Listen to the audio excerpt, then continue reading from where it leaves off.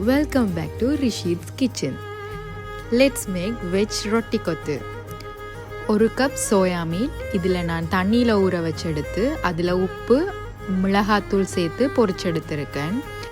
ரொட்டி இதுதான் main ingredient. இதை சின்ன சின்ன ஸ்லைஸாக இப்படி கட் பண்ணி எடுத்துக்கொள்ளணும். கோவா அதுவும் இப்படி பொடி பொடியாக நறுக்கி எடுத்துக்கொள்ளுங்க. கேரட் அல்லது லீக்ஸும் சேர்த்துக்கொள்ளலாம். இஞ்சி உள்ளி 4 பச்சை மிளகாய் 2 பெரிய சைஸ் வெங்காயம் இப்படி கட் பண்ணி எடுத்திருக்கேன். அதோட 2 பெரிய சைஸ் தக்காளி இப்படி டைஸ் பண்ணி எடுத்திருக்கேன். ஃபர்ஸ்ட் கொத்துக்கு தேவையான கறியை ரெடி பண்ணுவோம். ஒரு கடாயில் எண்ணெய் சேர்த்து அதில் நச்சீரகம் கடுகு உளுந்து கொஞ்சம் போட்டு தாளிச்சு கொள்ளுங்க. இனி கறிக்கு தேவையான வெங்காயம் கொஞ்சம் சேர்த்து அதோட சின்ன சின்ன பீஸா ஒரு பெரிய சைஸ் கிழங்க கட் பண்ணி எடுத்துக்கோங்க.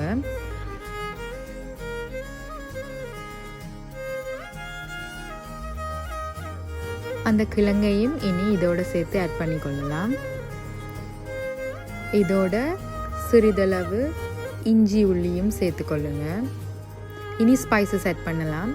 1 டீஸ்பூன் மஞ்சள் தூள், தேவையான அளவு உப்பு, 2 டீஸ்பூன் கரம் மசாலா தூள், அதோட சோயா சங்க் நாங்கள் ஊற வச்சு எடுத்த அந்த மிளகாய் தண்ணியை இதோட சேர்த்து கறியை நல்லா வேக வச்சுக்கொள்ளுங்க.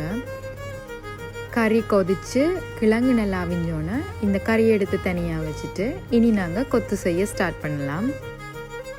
இனி ஒரு பெரிய கடாயில் எண்ணெய் விட்டு கடுகு நச்சீரகம் உளுந்து சேர்த்து பச்சை மிளகாயை முதல்ல போட்டு பொரிச்செடுத்து கொள்ளலாம்.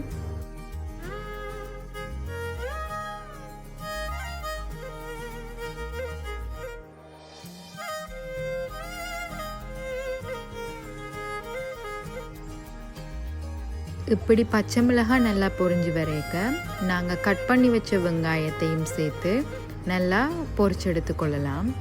கட் பண்ண வெங்காயத்தில் ஒரு கொஞ்சம் பச்சை வெங்காயத்தை செப்பரேட்டாக எடுத்து வச்சுக்கொள்ளுங்க. அது எங்களுக்கு ஃபைனலாக கொத்துக்கு போடுறதுக்கு தேவைப்படும்.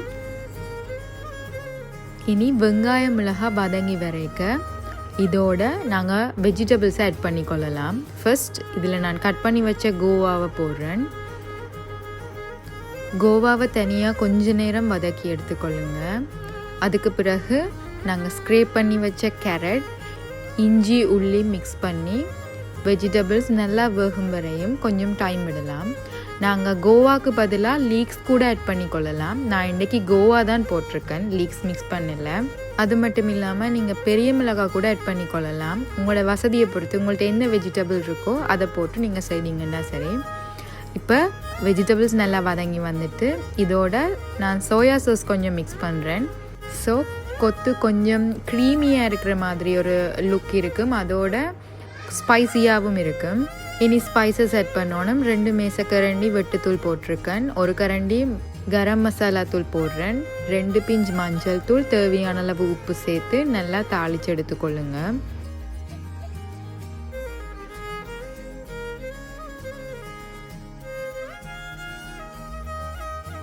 இப்போ பார்த்தீங்கன்னா எண்ணெய் பிரிஞ்சு வந்து ஒன்று இருக்குது. இனி இந்த டைமில் நாங்கள் டைஸ் பண்ணி வச்ச தக்காளி பழத்தை ஆட் பண்ணுங்க.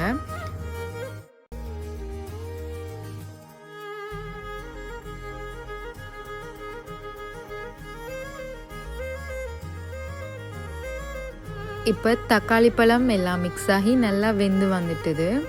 இனி இதோட நாங்கள் பொரிச்சு வச்ச சோயா சங்க்ஸை சேர்த்து மிக்ஸ் பண்ணி கொள்ளுங்க. கொஞ்சம் மிக்ஸ் ஆன பிறகு நாங்கள் முதல் செய்து வச்ச கறியை இதுக்குள்ளே ஆட் பண்ணி நல்லா மிக்ஸ் பண்ணி போட்டு ஒரு கொதி விட்டு நாங்கள் கட் பண்ணி வச்ச ரொட்டி பீசஸை இதில் ஆட் பண்ணி கொள்ளலாம்.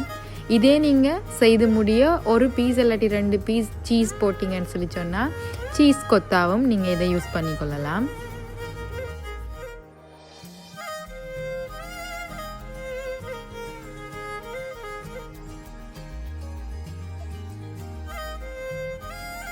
தேவையாண்டா நீங்கள் இந்த ரொட்டியை தனியொரு கடாயில் பட்டர் அல்லது மார்ஜரின் சேர்த்து ஹீட் பண்ணி எடுத்துக்கொள்ளலாம். அது கொஞ்சம் கிறிஸ்பியான ஃபீலில் இருக்கும். இனி நாங்கள் இந்த கறியை நல்லா மிக்ஸ் பண்ணி எடுத்துக்கொள்ளணும். அதே நேரம் அந்த ரொட்டியில் அந்த கறி ஊறி வரணும். ஸோ அதுக்கு கொஞ்சம் டைம் விடுங்க. அடுப்பை இனி நீங்கள் லோ ஃப்ளேம்லேயே வச்சுக்கொள்ளலாம். இல்லைன்னு சொன்னால் ரொட்டி எரிஞ்சு போயிடும். ஓகே, இனி நீங்கள் தனி எடுத்து வச்ச பச்சை வெங்காயத்தை மேலால் போட்டு சர்வ் பண்ணிங்கன்னா ஸ்பைசியான டேஸ்டியான ஜப்னா ஸ்டைல் வெஜ் கொத்து ரெடி. நீங்களும் இந்த ரெசிபியை ட்ரை பண்ணி பார்த்துட்டு எப்படி இருந்துச்சுன்னு கமெண்ட்ஸில் சொல்லுங்கள். மறக்காமல் சேனலை சப்ஸ்கிரைப் பண்ணுங்கள்.